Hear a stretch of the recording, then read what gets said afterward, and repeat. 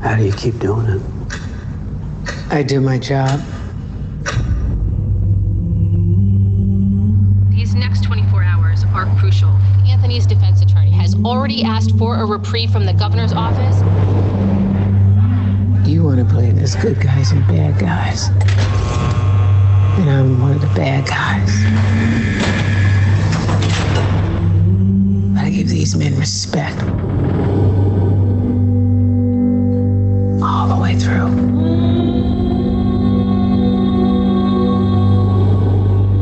I want to share a bed with my wife. How long is this going to be going on? All we want is to be seen and to be heard. It is not over. I don't know if this is going to make things better, but I'm trying. You can't understand. You can't know what it's like. I am alone. I am going to fight for him right up until the very moment you stick that needle in his arm. You've given me hope. I can't do this on my own anymore. I want to be home.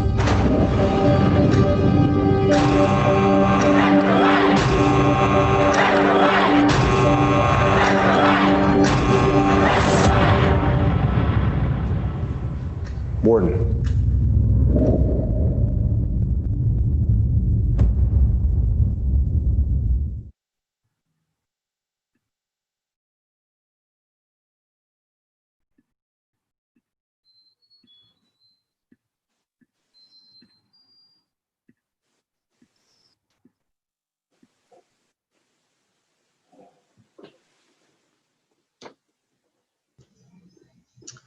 Hello, my name is Mia Bays and I run Bird's Eye View, and I am really delighted to be here for this special transatlantic conversation that is curated by the Death Penalty Project in connection with us, Bird's Eye View, and Bohemian Media, who together have launched the release of this vital film, Clemency, in the UK.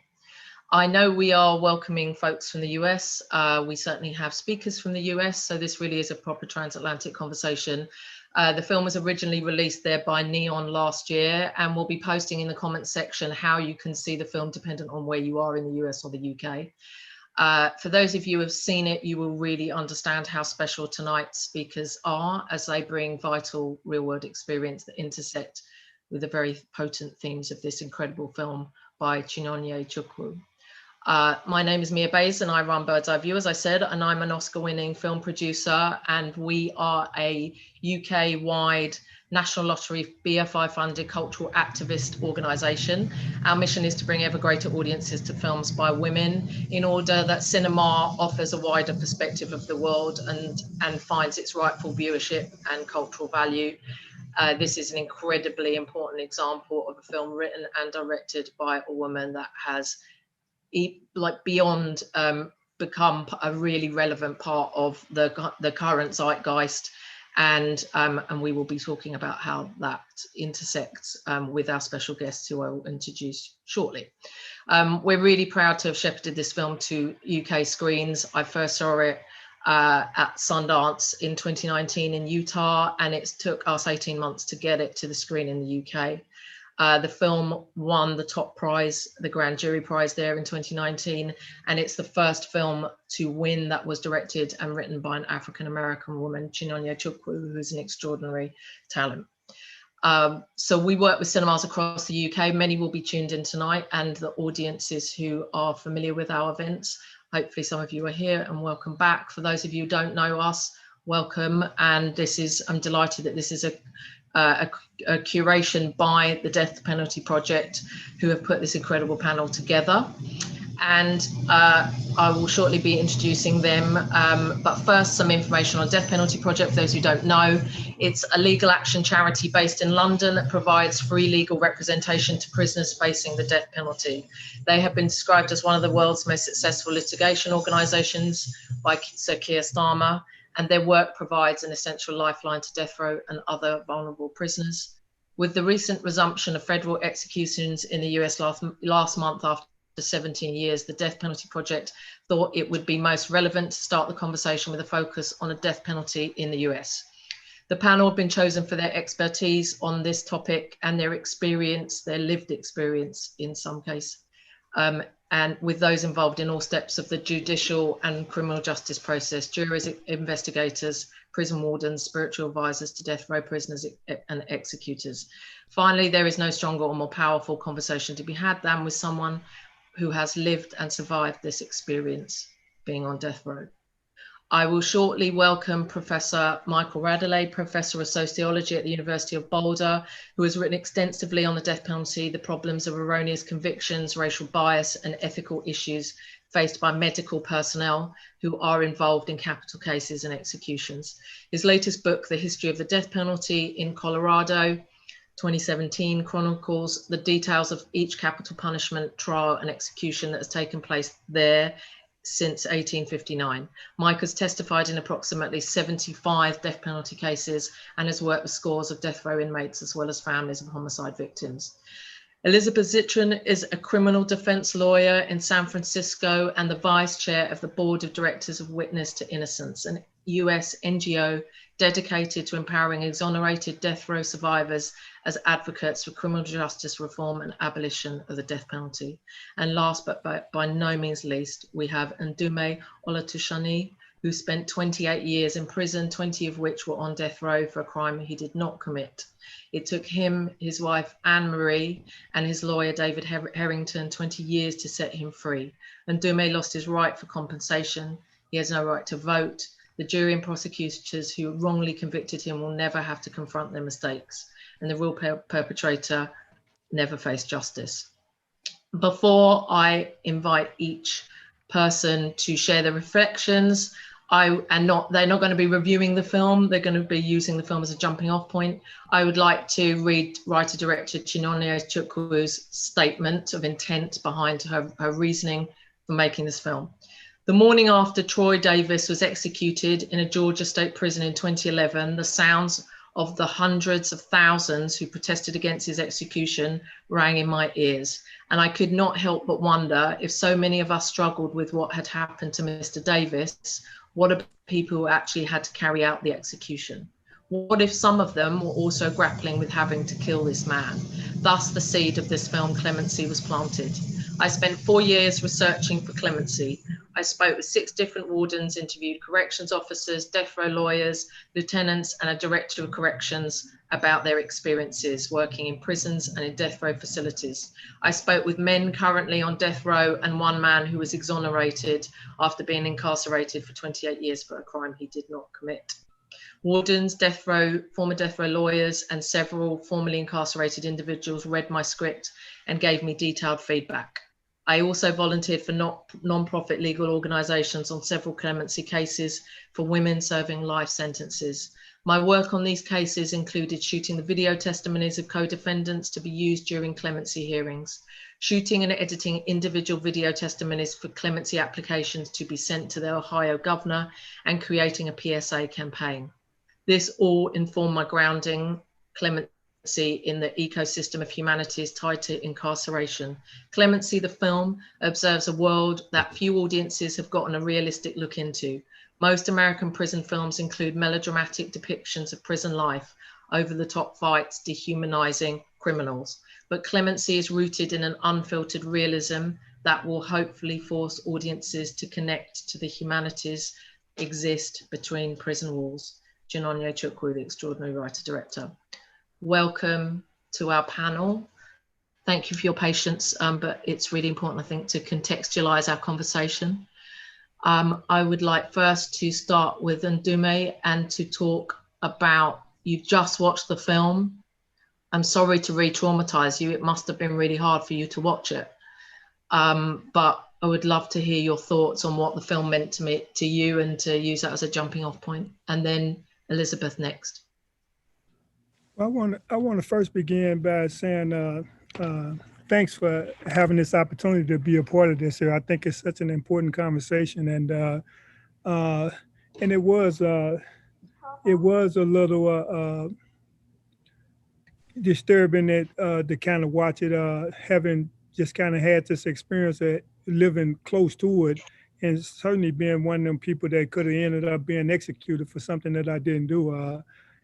I think that my first kind of reflection is kind of the lack of this kind of moral courage for people. I mean, I think that the film certainly depicted that, but I think,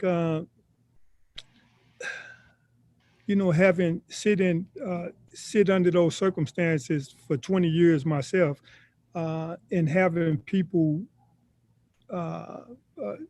several people around me that I became close to, I feel like they was family, having had them executed, and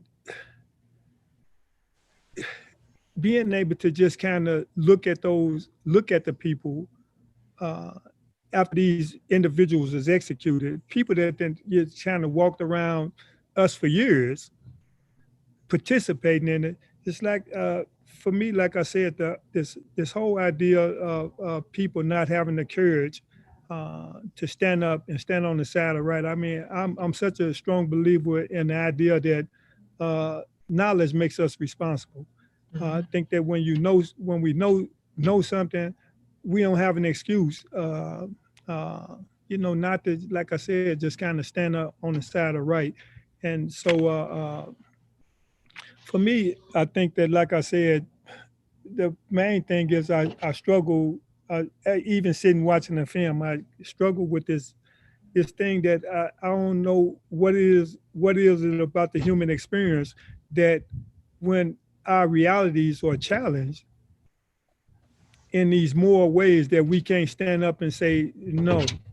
I mean, just certain stuff. I mean, certain things about, we don't even have to be taught certain things. I think the human experience and just being in contact with your humanity, everything inside of you should tell you certain stuff just ain't right. And so, it was kind of hard watching it, but like I said, I think that it's such an important issue that in some ways it was kind of easy to watch it, because I think it's important that we make sure that we, like I said, doing the things that everything inside of us calls us to do, calls on upon us to actually do as human beings. Mm-hmm. Yeah, so like I said, I'm actually honored to just kind of be a part of this conversation. Mm-hmm. It's an honor to have you, really. Yeah. Elizabeth, welcome. Thank you. Thank you very much for inviting us here, for assembling this panel, and for disseminating the extraordinary messages of this really powerful film. my perspective on the death penalty comes from the point of view of a criminal defense lawyer and someone who works now not only in the broader advocacy sense for abolition of the death penalty internationally. I've been involved with the World Coalition Against the Death Penalty, and I'm going to, just to let people know, I'm going to put some hashtags and Twitter handles in the chat so that you can easily get some accurate information the status of the death penalty and about cases that are active right now that we're looking for help. And also from the point of view of someone who works, I work with people not unlike Ndume who have been exonerated from death sentences. And there are now 170 people who have been fully exonerated. And then there are more who, like Ndume, have been given an impossible choice of spending more time in prison or agreeing to admission of some kind of guilt in order to get out now. It's not a choice that's tolerable for anyone, and particularly for someone who has been incarcerated for almost 3 decades, as Ndume has. With respect to the, I want to say one thing about the power of the film, which moved me enormously, and I see a fair amount of disturbing images and read a lot about and hear a lot of stories. But I thought that the title was interesting because it made me think that clemency in the context of this film is not just the legal act of clemency that people in prison wait for. Usually wait fruitlessly. Occasionally someone is given clemency. Richard Glossop got a delay at the 11th hour. Occasionally there's a dramatic move like that. But it did occur to me that the warden needed clemency, that her staff needed clemency in a broader sense. Everybody needs forgiveness, love, compassion. And I think that those are and understanding. And those are the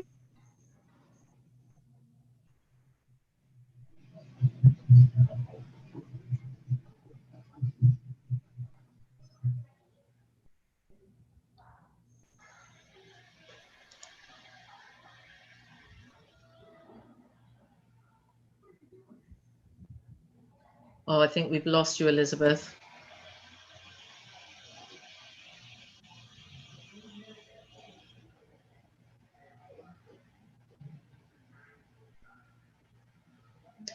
I think we've got Mike. the element.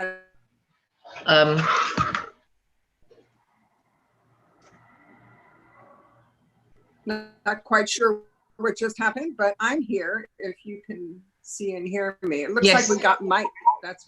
That's better. And we've got Mike. I'm here. Yeah. Where so am I? I just, the other point I wanted to make, and I'll talk about it a little more, is for people both in the United States here on this event and in other parts of the world, to bear in mind that in the United States, the death penalty is a wholly political creature. It is not a valid, an effective tool of public safety. It's not an effective tool of recovery or retribution, or maybe a retribution, but of rebuilding lives or society. It's not a criminal justice. It's not a tool for good in any way. And we'll talk a little more, I hope, about what's happening now with the federal death penalty, reemergence of the federal death penalty in some other cases. Thanks, Wonderful. Mia. Thank you, Elizabeth. Mike, welcome. I hope you can hear us. Yes. Wonderful. And Ndume and Elizabeth were just sharing we were just using the film as a jumping off point to just get a first response, really, because you've just watched the film, I believe. Right. First of all, I'm sorry about the problems connecting. I've been working on it for about 45 minutes. I'm on Zoom every day, and this is the first time I've ever had any problems. So I don't know what the deal is. Oh, I'm sorry. Secondly, in terms of reactions to the film, I thought one thing that it really brought out was the wide circle that the retributive impact of the death penalty has. Increasingly today, the sole justification of the death penalty is retribution. We've gotten rid of deterrence justifications. We've gotten rid of religious justification. There's all sorts of justifications that we heard 30 years ago that we don't hear today. Increasingly, it's retribution. We want the guy to suffer, and life without parole is not suffering enough. Basically, that's what it boils down to. The problem with that is that retribution is applied with a shotgun, not a rifle. By that I mean there's an ever-widening circle of people who are affected by the retributive impact of the death penalty. In this film, we saw it with the warden. We saw it with the wardens, with other prison workers. We saw it with the priest. We saw it with, to a certain extent, not so well, but to a certain extent with journalists. But arguably, the death penalty's impact on innocent families of inmates is just as strong as the impact on the inmate herself or himself. So that to me was the main message of the film. Wonderful, thank you. And Ndume, can I come back to you? And I mean, I don't want to keep connecting back to the film because I just think we should use it as a jumping off point. But I mean, for me, watching Aldous Hodge play the person who is there and on death row experiencing that, and that point at which he decides that he chooses when he dies, that scene is really devastating to watch. And I don't necessarily want to pick up on that particular point, but just in terms of, is there anything you want to share about your experiences with the audience, about not necessarily connecting to the film, but your own personal experiences and what you would like people to know about what that was like? Yeah, I think that, I mean, what was depicted in the film in a lot of ways was not unlike what I actually experienced myself. Right. I think that the death penalty, first off, is such a dehumanizing process. I think that it's certainly meant to be that way, you know, this kind of dehumanizing process, because I think people, I know the people that's involved, like Mike and Elizabeth was talking about, in order for people to be able to participate in this wherever they kind of fit in at, you have to first dehumanize the person that's actually sitting there. And part of that process, you know, however they kind of justify it or, you know, reconcile it in their own mind, it also too plays out in physical ways for the individual that's actually sitting there. So when you take, at my own personal experience, for a lot of years, I sit in a 4 by 9 foot cell, 23 hours of the day. Every time I came out of that cell, first off, you did everything in there. You ate in there, it was your toilet, everything. The only thing that you came out for that hour was they take you out to a cage that, I mean, in some places you would be arrested if you put an animal in it, you know, for being cruel and unusual to animals. You know, and so every time I'm taken out of this cell, chained and shackled like some imaginary monster, and, you know, march from, you know, like I said, they take you out to the rec yard. The only other reason that you would be brought out of your cell is that if you happen to have a visit, and most people sitting on death row across this country, and probably prison generally, don't get visits. And so, I mean, so you have this disconnect happening where people are disconnected not only from their families, but also to their community, friends, and people in that sense.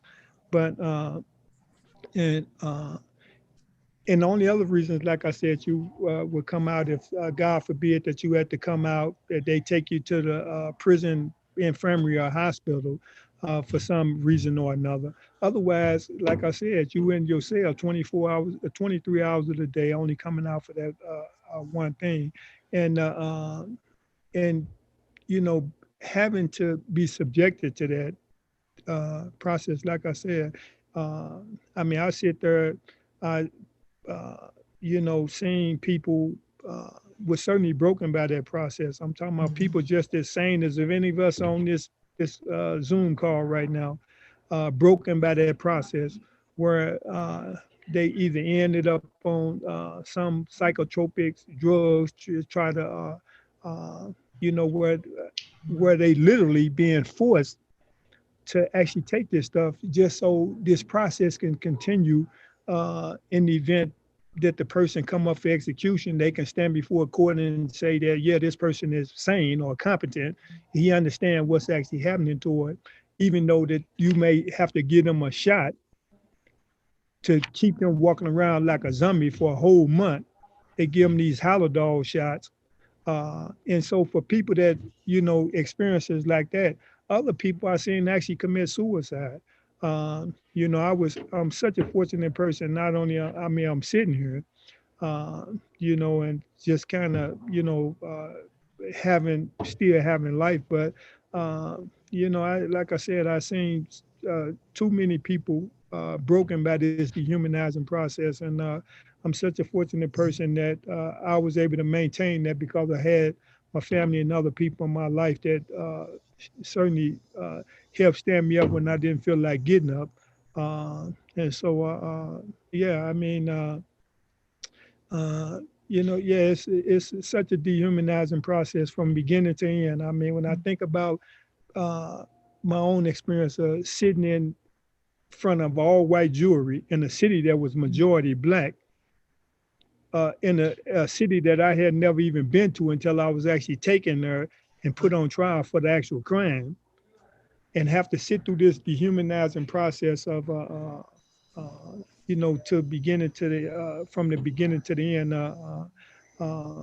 Yeah, it's the whole process is, like I said, is to try to rob people of their humanity, and everything that comes along with that, just so there's some, I guess for some people in their own mind, they could basically say, we ain't killing a person. We just, you know, stuffing the life out of something that has life. So yeah, I mean, some of the experiences I had, you know, like I said, seeing people broken by it, bent by it, even to the extent of actually committing suicide because, I mean, they couldn't handle it. Yeah. So, I mean, that's, you know, kind of, you know, like I said, a little bit what that kind of experience was for me. I mean, if, for people that's listening, I mean, if you can imagine yourself, you know, being in, like I said, a 4x9 foot space where I couldn't even stretch my arms out without, yeah, I couldn't even stretch my arms out. Yeah, so yeah, that's kind of some of it. And when I sit and look at that film, a lot of that was brought back for me. I think that, I mean, there's no value, no penological value, none of that stuff. Even if you got this system that you gonna execute somebody, I mean, hell, you don't have to sit them in a cell for 23 hours of the day and treat them less than a human being. Yeah. I feel the need to say sorry on the part of humanity for putting you through that. Well, I certainly appreciate that. Yeah. Mike, Elizabeth, you must spend a lot of time hearing testimony like this. What motivates you to keep doing what you're doing? I mean, it's obvious, but where are you at now? What are you working on currently? I can say I've gone through last visits with 50 inmates. Wow. The night before their execution, or sometimes the day of the execution. One time I spent the night in the cell with the inmate. just an hour before they killed him. The impact on the family is something that I don't think people really appreciate much, but also on the workers. The first time, the first guy I knew who was executed, a guy named Bob Sullivan, was executed in Florida in November of 1983. And I went into the prison right after the execution to get all of his stuff and drive it back to my home. At the time I was teaching at the University of Florida. And I saw the warden, and I knew the warden pretty well because I had been going back and forth to the prison so often to see not only Bob, but other prisoners as well. And he came out as I was gathering the stuff and putting it in the car. And he had been crying after that execution. He and Bob got along really, really well. And the impact, later turned out that he and Bob had shared a bottle of bourbon right before the execution. And the director of the Department of Corrections put a stop to that. No more drinking with inmates before you kill them. But there are other times. The next year, in 1984, a guy named David Washington, subject of a famous case, Washington v. Strickland, going through last visits. And in Florida at the time, there was the visit with the family and the legal team was behind glass from 8 o'clock at night until midnight. And then at midnight, they would let the family go behind the glass and have a contact visit with the guy until 1 o'clock. And that night, David Washington had a contact visit with his former wife and his 2 kids. And his lawyer and I waited for the family to have that visit. And we walked out of the prison together. And as we walked out, there were 2 guards with David Washington leading him down the hall to where the electric chair was, where he was killed 6 hours later. And the attorney and I went out with the wife and 2 kids the other way out the main door of the prison. And those kids, I will never forget. They were screaming and yelling. The prison echoes in the middle of the night. The cell doors are clanging and whatever. And they're screaming, please, please don't kill my daddy. Please don't kill my daddy. And again, in talking with families of inmates after the execution, the inmate is not punished after the execution. You can be punished anticipating your death, fearing your death. But once you're dead, you're dead. But that family has to go on with the stigma, go on with the shame, go on feeling they wish they could have done something different, the guilt, so whatever. So that pain of the death penalty really has an impact on the family for the rest of their lives and long after the inmate himself is dead. So I think that to me is the invitation that this movie leaves with us, is to think about how it impacts other people, all of whom are innocent. Can you expand a bit more? But have we got Elizabeth back? Great. We will wait for her to connect. While we're waiting, can I just pick up a little and bit? Ndume, please. What Mike was saying. I think that it's really important what Mike was saying, that people know how not only the executed person family is victimized, but also too, this is a process that even the victim's family is even more victimized beyond the fact that they lost whoever it was that they actually lost, because like Elizabeth was speaking about earlier, this is a political process. The people that's actually instituting this, prosecutors and the people, the guardians of this system that actually make it happen. These people really don't.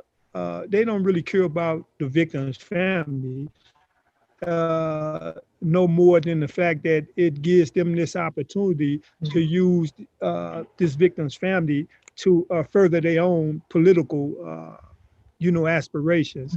So I think it's important that people know what Mike is actually, eloquently actually saying about, how it victimizes more family. When I think about my own personal situation, I sit as long as I did, and the victim's family, living with this idea that, that they gonna be made whole again by my execution. Yeah. And the people that actually did everything they did to get me there, once I was actually released, they didn't even go to the victim family and tell them, hey, listen, you know, explain to them what happened.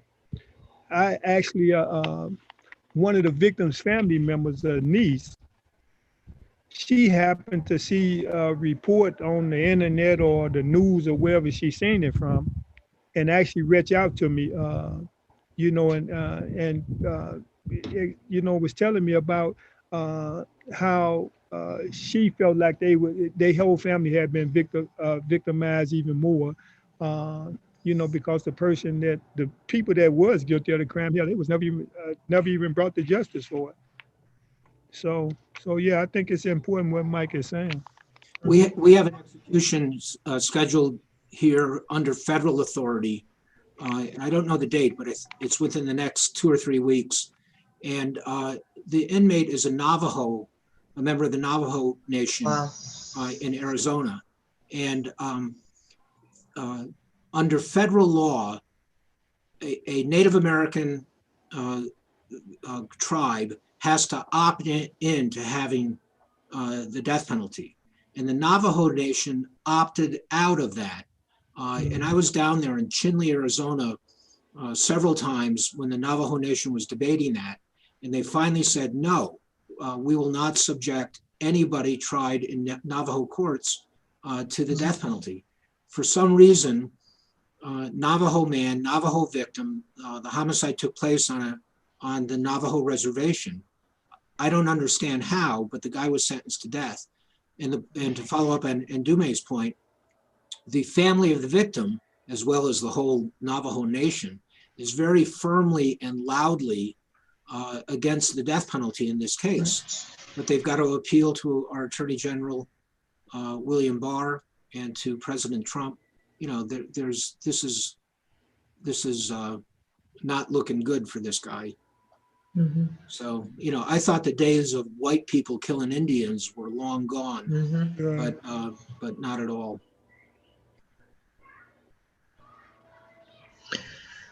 So we've lost Elizabeth again, sadly.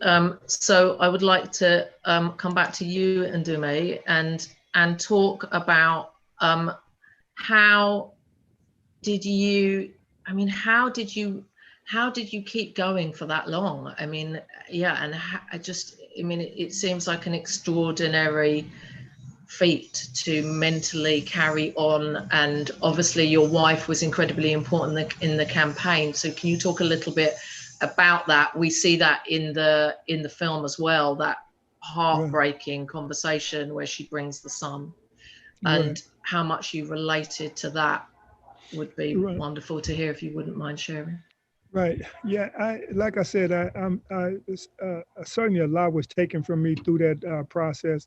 But I'm such a fortunate person because I always had my family and people around me that knew I was innocent and that stood with me. And like I said, helped me, you know, keep going when sometimes I didn't necessarily feel like it. And because I had that, I was always able to maintain hope that one day, you know, the truth would prevail and that I would actually be free. I didn't think that it would take as long as it actually did. But you know, the fact that I did have people around me and people in my life that made all the difference in the world to me. You know, being able to you know, just kind of maintain this hope even in the face of hopelessness. I know Mike has certainly didn't you know, experienced it, and you may have seen it yourself, but it's such a I mean, if you ever be with somebody and you know that they devoid of hope, I mean, when you look at them, that they devoid of hope is, I mean, it's really a sad sight, really. When you see somebody and you know they totally hopeless, and particularly under the circumstances that the death penalty actually presents. You know, but for me, like I said, there were certainly moments of despair that I, you know, had to live with. But for me, they was always fleeting. you know, because like I said, I was always able to maintain the hope and just kind of stand on this ideal that, you know, that the truth would actually prevail. And, you know, and I would, you know, be sitting where I'm sitting now in freedom. And so, but it certainly, like I was saying earlier, you know, it's such a dehumanizing process that it does take a lot to maintain, you know, hope under circumstances where you see people. For me, I know I'm sitting where I was sitting, and I always was aware of the idea that if I sit there long enough, that just as I witnessed people that I knew being taken out of their cell and taken to, you know, basically to this death chamber, and you know, that I certainly always knew that if something didn't happen, well, then that would actually be my fate too. But like I said, I never let that permeate my spirit in the way that I gave up hope. And you know, and like I said, there was good people around me that helped me maintain that. I don't know that I could have did it without my family and other people, you know, reaching out to me and helping me, you know, just kind of stay rooted in my own humanity, even to the point of being able to, you know, at some point, be able to, you know, not be angry at the people that actually did what they actually did to me. And real quick, I'll share this experience when you talk about going through this process. A couple of years into my imprisonment, my mother was actually killed in a car accident, and I could tell you that, I mean, when the world was dumping on me, I knew if I had one person that I knew that was standing with me, I'm talking about to the end, and that was my mother. And so a couple of years into my imprisonment, I'm already just kind of sitting where I was sitting, and I'm angry about everything, that this whole thing that had happened to me. And I seen my mother probably about not even a year before the thing that had happened to her. And the last thing, one of the last things I said to her as she was leaving out of the visiting room, I just kind of looked at her and said in this joking way, "Old girl, I wouldn't know what to do if I ain't had you in my life," because that was actually true. And she just kind of looked back at me and, you know, said, "Oh yeah, you're gonna know exactly what to do when the time comes." Neither one of us knew that would actually be the last time we would actually physically see each other. But when this thing happened, the people come to me, and just how this process is. They, you know, the two officers come to my cell, tell me, "Hey, listen, we got to take you downstairs so you can make a phone call home." And for them, it's just like they asking me, "Do I want some coffee?" But in my own mind, I know something bad didn't happen, because this is the only time they coming to get you to tell you what they telling me, that somebody done died in your family, and it has to be somebody in your immediate family. So when they tell me this, I immediately start thinking about, you know, what my mother gonna tell me when I get on the phone about somebody else in my family, my sister, brother, somebody. But when I got down there, it was actually my sister telling me about what happened to my mother. And I mean, I know we sitting there talking about this film. You watch films and you see this kind of slow motion things happen when, you know, people, how the movie predicted, you know, kind of show this stuff. And for me, when my sister telling me this was happening to me, everything just kind of slows down. I can't process what she actually telling me. But, you know, in the few seconds, obviously, you know, it's coming to me. And when that thing happened, you know, I couldn't be hurt no more. I mean, I'm balled up in bed for 3 days. I couldn't get up, couldn't eat, couldn't do nothing. And my mother came to me as clear as I'm sitting here talking to you guys now. And the only thing she said was, "Get up." And I jumped straight up out of this tear-soaked sleep that I was in, only to wake up to this reality that, you know, it is true what what I'm living with. And but it was at that point that I began to, and it certainly didn't happen overnight. It was a process, but it was that thing that happened to my mother that allowed for me to, because like I said, the only thing she said was get up. I knew I had to get up, but it was at that point I had to decide how I was going to get up.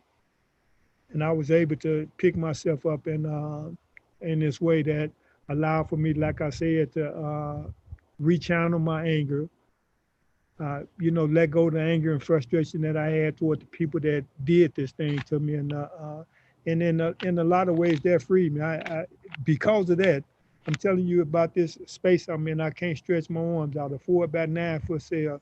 I'm telling you, that's when I found freedom right there.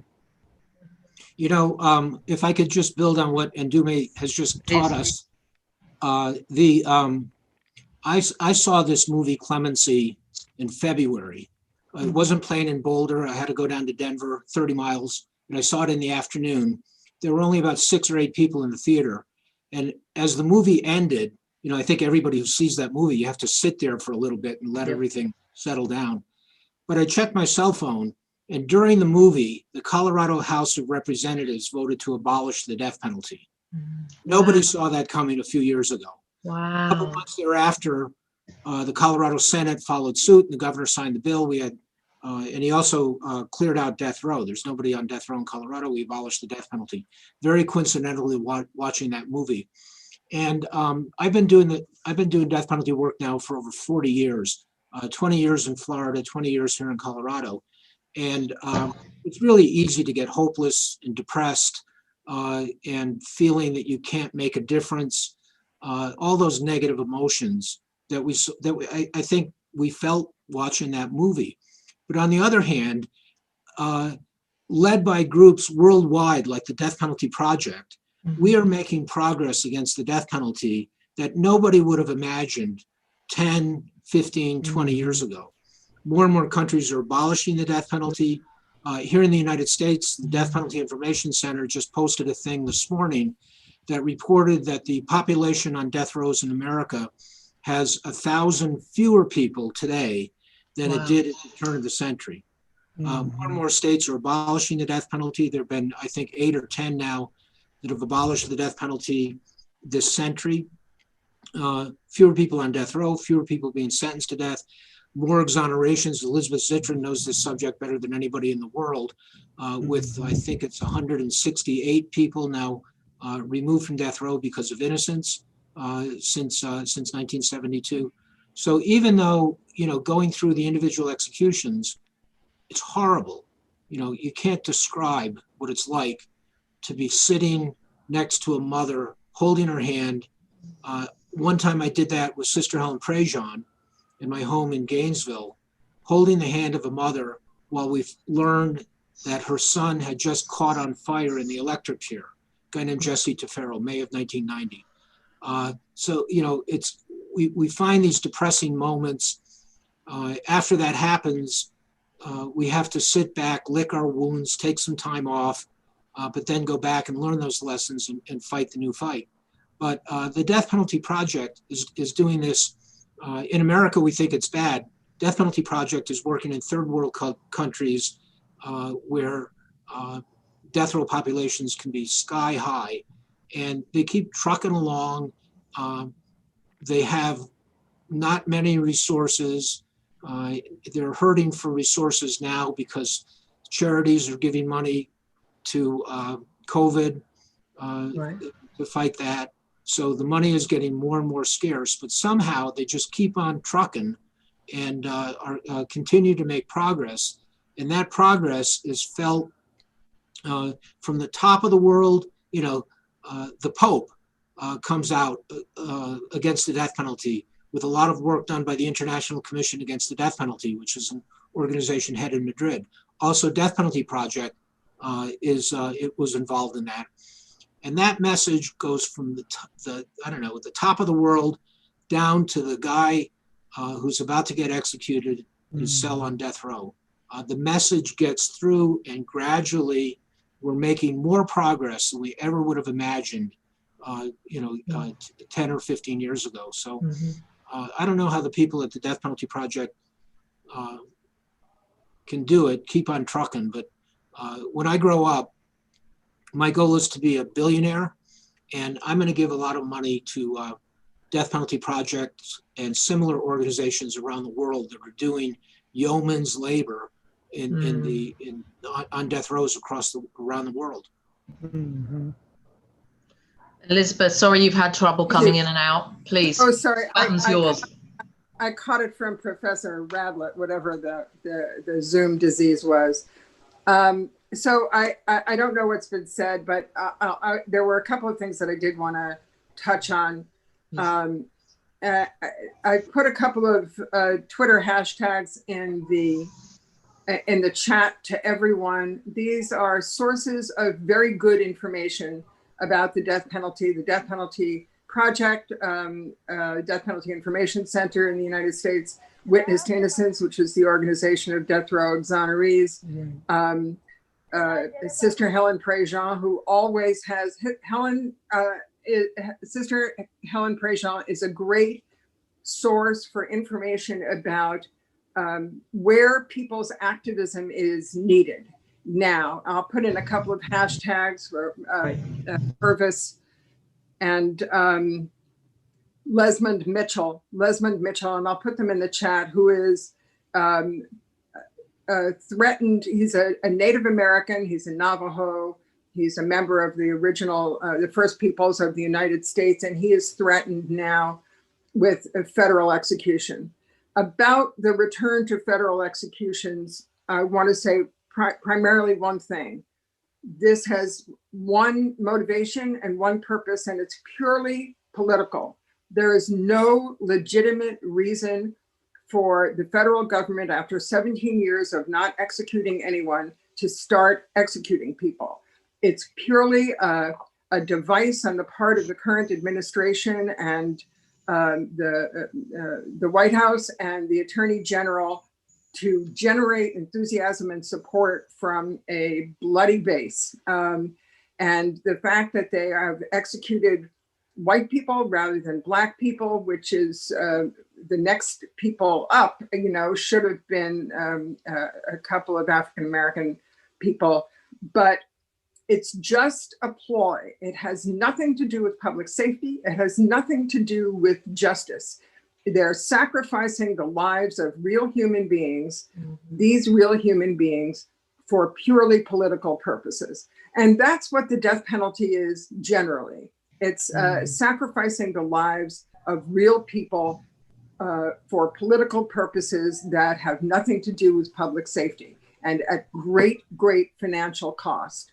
One of the things that that I wanted to mention about the collateral damage to the death penalty, not only the prisoners, not only the lawyers who, I couldn't do it. I was a criminal defense lawyer. I worked on, when I was young, on one capital trial. I thought I would go out of my mind, and I knew I couldn't do it. I came back later to do it in a very different way, but it's brutal for absolutely everybody.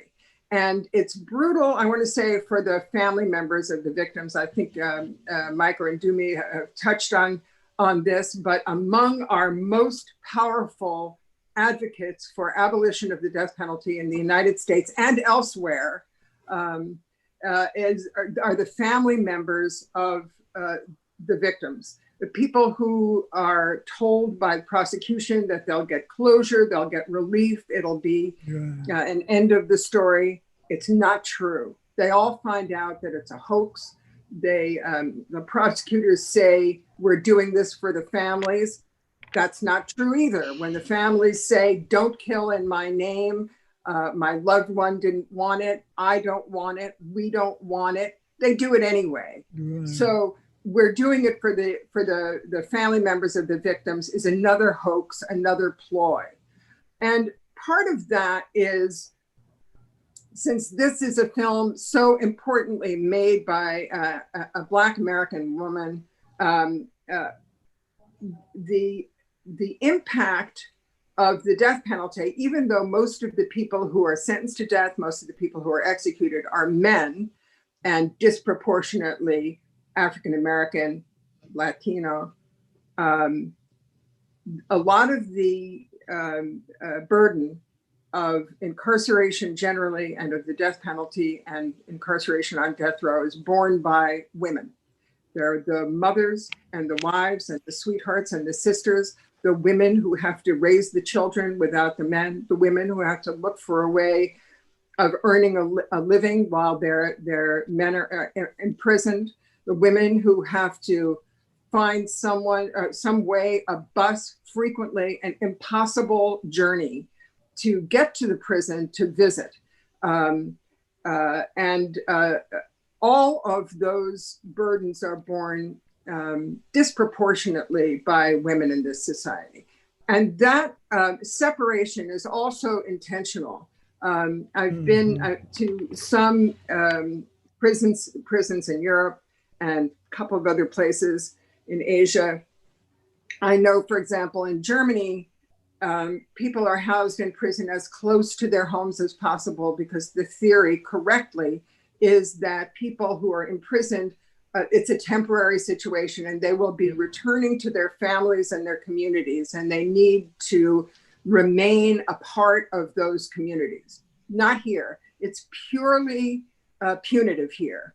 People are housed, and the people who are least powerful, I'm not talking about, white collar criminals, the people who are least powerful tend to be housed far away from their families, so that there's an increase. They separate, they rip those families apart.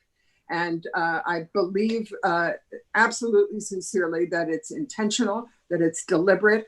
It's part of the dehumanization of the people and the part of the destruction of their families.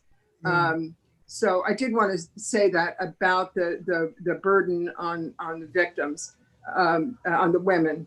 And Elizabeth, just a couple, yeah. Can I add one point to what you were saying about the case of the Navajo man who's going to be who's scheduled to be executed, and that is, if we can get through the end of the year in the United States, after that, the prospects are very bright for no more federal executions. And I say that under the assumption, or maybe it's the hope, that we'll have a new president in January. Donald Trump is a very strong supporter of the death penalty. He supports it for juveniles. He supports it for innocent people. The case of the Central Park Five in New York is a good example, where Trump called for the death penalty in that case and never apologized. But Joe Biden has come a long way on the death penalty. I don't know if he's firmly opposed to it yet, but Kamala Harris is. As the district attorney in San Francisco, she refused to seek the death penalty. Her record as attorney general was a little bit more wishy-washy, but publicly, Elizabeth and I heard her speak one time in Los Angeles and to a death penalty group, and she knocked everybody dead with sorry, that's a bad metaphor, but she gave a dynamite speech opposing the death penalty. That was in 2012 or 2013, I think.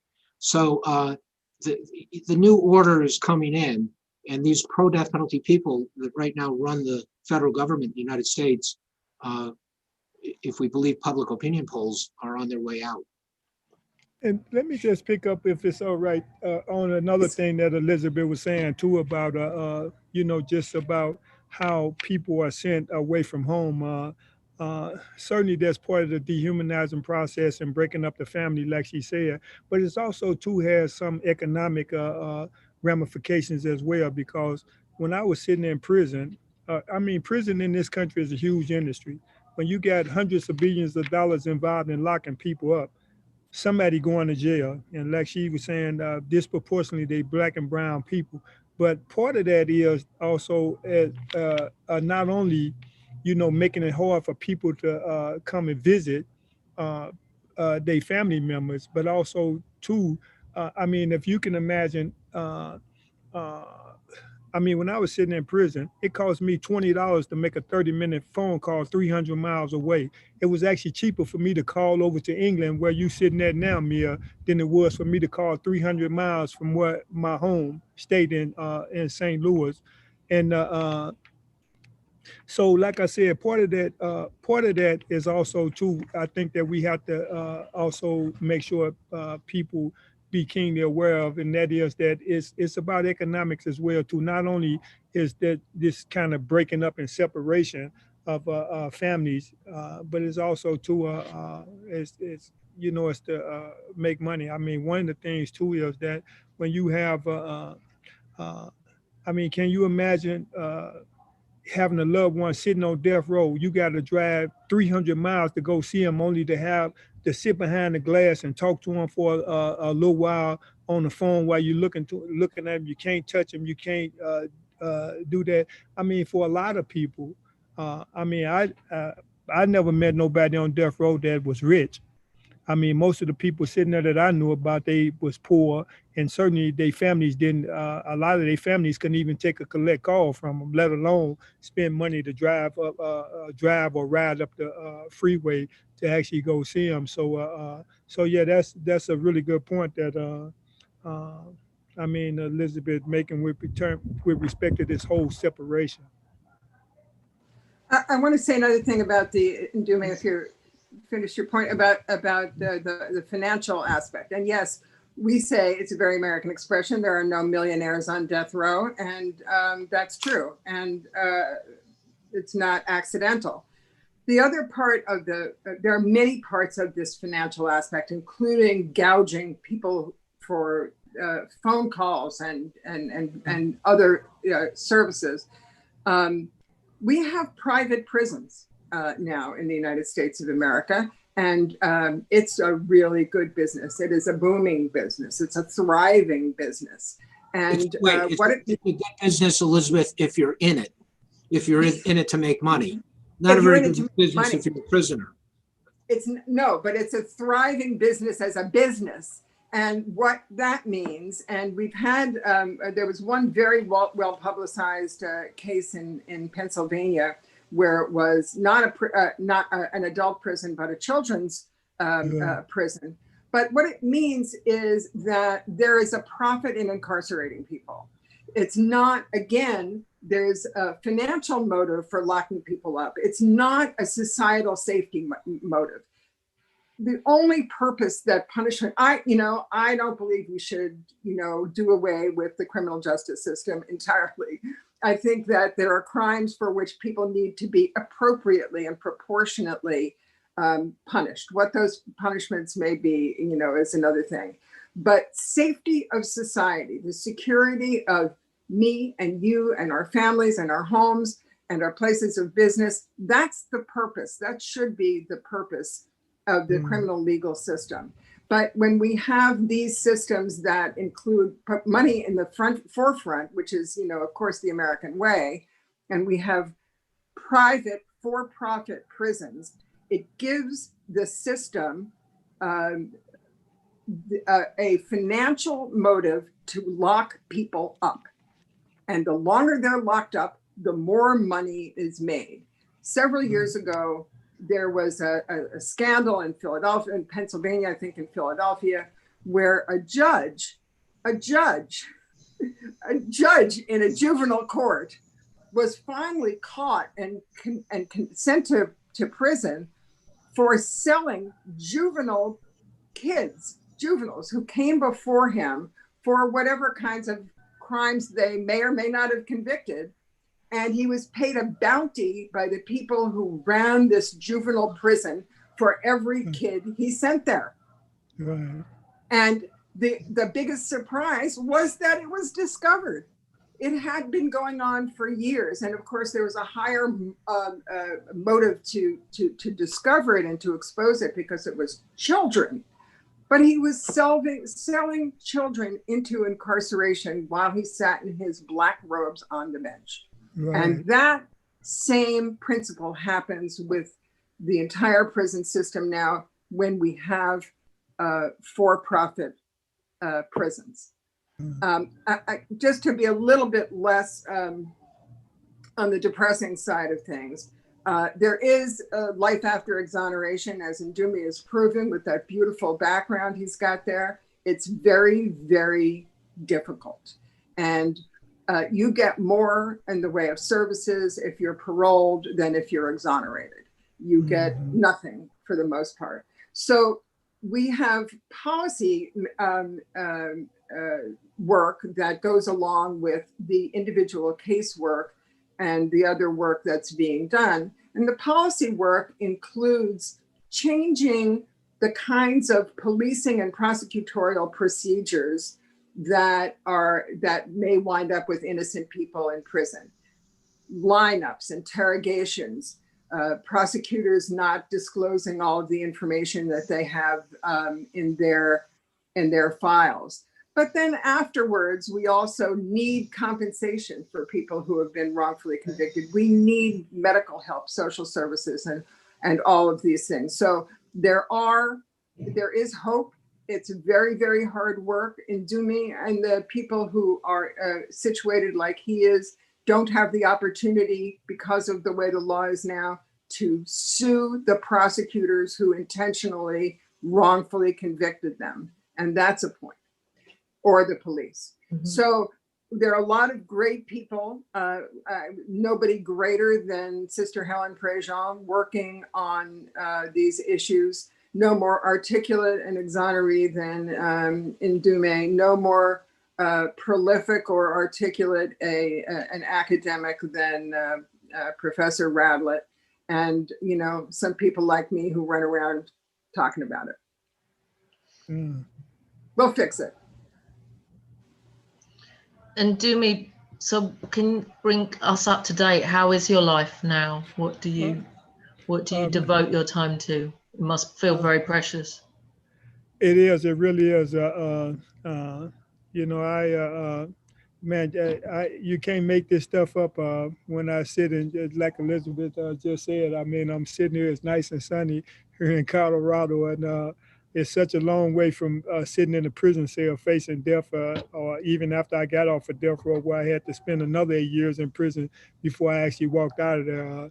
A lot of the work that I have done and continue to try to do since I've been home is around this whole issue of mass incarceration and just trying to educate people not only about the death penalty. I mean, I was fortunate enough to have work with the people out here and just go around and educate people about innocent people sitting on death row, and how, as long as we have the death penalty, certainly innocent people going to be subject to it here in Colorado before they actually pass it. So I'm really proud that I had an opportunity to do that. But a lot of what I did and continue to do and just trying to do now, and that is, like I say, educate people about this whole issue of issue of mass incarceration. I mean, it's such a huge industry, and like I said, because of the money that's involved, somebody going. And when you have companies like Elizabeth said, that's in the business of making profit from somebody sitting in a jail or a prison cell. In some of these companies and people that's invested in this stuff, I mean, they sit up and project their future profits on kids sitting in the first, second, and third grade. They look at neighborhoods and zip codes and project how many jail and prison beds that they're gonna actually need for people coming out of some of these communities. And so I think it's imperative for people like myself and people that know and understand this, that I have some responsibility to try to educate young kids about the importance of not being funneled in this school to prison pipeline, where I mean, stuff that used to be handled in the principal's office here in school. I was just reading an article, where they had the police go into school and lock an 8-year-old kid up. He was so small, the handcuffs wouldn't even fit on him. They put the handcuffs on him and the handcuffs slip off him because this is how little he is. But they take him out of there because of, and this was a kid that had some other issues with respect to they just cognitive, circumstances that, they take him out of here. And once a kid is actually entered, kind of entered into this system, it's hard as hell trying to extricate them out of there, because like I said, once they get into this funnel, then, you know, unless there's some real intervention and awareness about this system, then these are the kids that, unfortunately, some of them end up on death row, being executed or sitting in prison for 20, 30, 40 years or the rest of their life. So it was only a few years ago that the United States Supreme Court said that you can't take a child and just put them in prison without life without parole. And even though that they said it on paper, that don't necessarily mean that you don't take a young person. And I know several of them that I'm in touch with now. I'm talking about went in the system when they was 14, 15 years old with a life sentence, even though that they got the possibility of parole, that hell, they'll probably be sitting there just because they say you get parole. That don't necessarily mean that you're going to actually get it.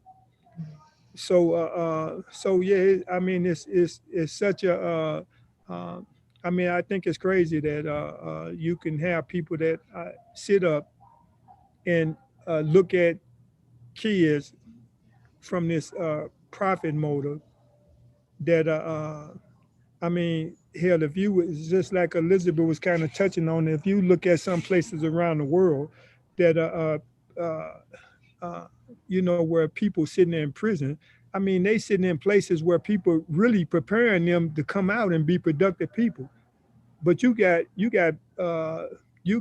hundreds of thousands of people sitting in jails and prisons, particularly in this country, being warehoused, simply because that you got, I mean, this ain't rocket science. If you could take an individual and spend $30,000 or $40,000 a year to keep them in a prison cell because they sold some drugs, $20 worth of drugs to an undercover police, that certainly ain't even worth $20, but that's the price that it is on the street. And you take somebody and put them in prison for 15, 16, 20 years at $30 or $40 or $45,000 a year, depending on what state they in. That, I mean, any way you look at that, that don't make sense. Only way it makes sense is that you understand, is if you understand what it's really about, then it makes sense. If you understand that it's an industry, then it would make sense that, okay, yeah, that makes sense that they would do that because it's all about profit. But I mean, if you, I mean, the reality is though that, like I said, hell, if you could spend $30 or $40 or $50,000 a year, and it costs probably upward of $100,000 to house a child for a year, hell, you could take that money and change their whole life if you use it on the front end. Well, I mean, in a number of years ago, less than 10 years ago, when we were working on an attempt to repeal the death penalty in California. California, by the way, houses close to 25% of all death row prisoners. There are over 700 people on death row in the state of California. And the work that was done, the studies that were done showed that the cost of the death penalty was $184 million per year, over and above the cost of life in prison without possibility of parole. Mm-hmm. $180 million per year above the cost of life in prison without the possibility of parole. So there's some serious anger and money and racism and other stuff going on there. It is not about safety. And because if you took that money and hired more police to solve the cold cases that are not solved for all the people who are exonerated, 170 from death row and another 2,600 altogether exonerations in the United States. So that's a lot of unsolved crimes. If you get nurses or teachers, there are so many, as Ndume said, invest that money in those kids when they're young, rather than investing it in locking them up when they're young. So the outrages are tremendous, and they're in every aspect. And it is more expensive to house someone in prison than to send them to Harvard, even when Harvard's operating. Right now, one of the cases that Sister Helen is instrumental in bringing attention to, something she does better than anybody, is not a death case, but it's a window into the racist basis for the system of incarceration in Louisiana. There is a man whose name is Fair Wayne Bryant, an incredible name. He is serving a life sentence, in prison for stealing hedge clippers, garden tools. One thing. For attempting to steal them. Attempting to steal them. So it's. And his first name is, just to make it clear, F-A-I-R, Fair. Wow.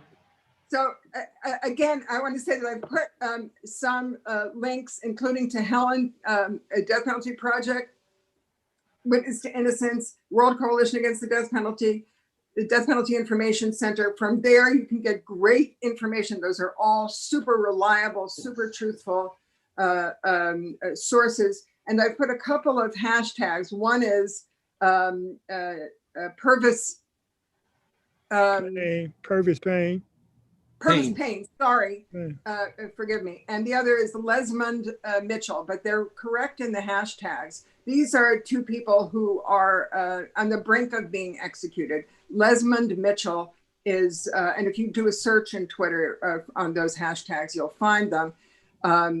Lesmond Mitchell is the not member of the Navajo tribe, where the Navajo tribe does not, which is supposed to be in many ways an independent nation, a sovereignty, does not have the death penalty.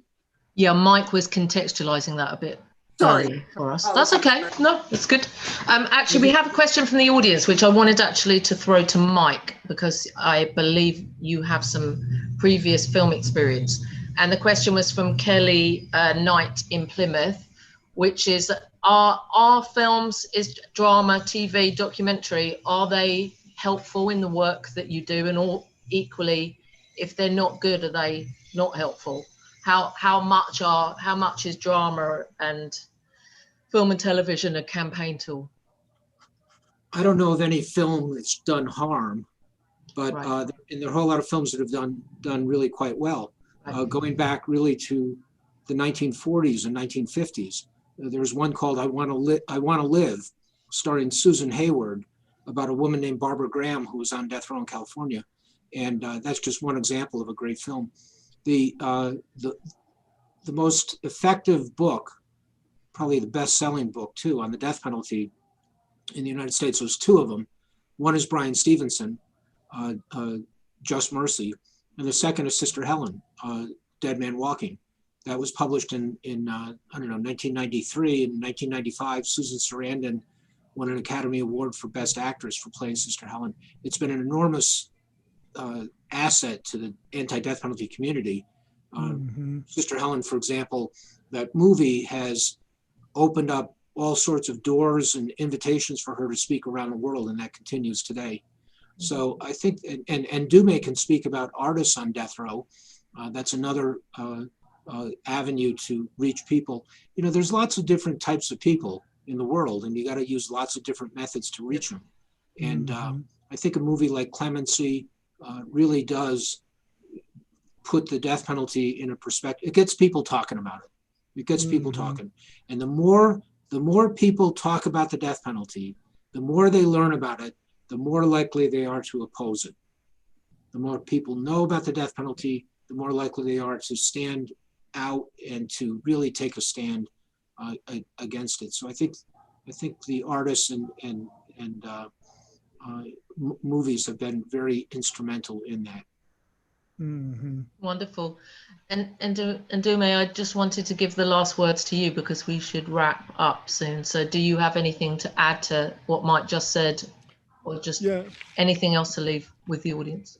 No, I definitely would pick up a little bit of what Mike says. I think that knowledge makes us responsible. And I think that any way that, like he said, when people engage in some substantive conversations about the death penalty, and I had the opportunity to speak to people here in this country and different places in the world, that when people understand what the death penalty really represents, most often than not, there's certainly some reflection about it. You know, and I think that most people move once they understand that, sort of what Elizabeth was kind of talking about too, with respect to what it costs to sentence somebody to death, and from the trial to execution is much cheaper than actually putting a person in prison for the rest of their life. So, and for me, I mean, if it wasn't for art, I mean, art saved my life. I mean, when I found myself sitting on death row, I mean, I couldn't draw a crooked line straight, but because I had, you know, the time in this space that I described earlier, I became an artist, and I think in a lot of ways an accomplished artist. And but it was only through my art that people was actually drawn a little closer, where they actually learned about my circumstances. And it's unfortunate that that's what it actually took in some ways. But I think it's important that whatever ways that we can reach people, and for everybody that's you know, listening and having an opportunity to hear this discussion, you have to get off the sideline. I mean, if you educate yourself about the death penalty wherever you are, and even in places where you don't have the death penalty, educate yourself about it, because your voice can certainly make a difference.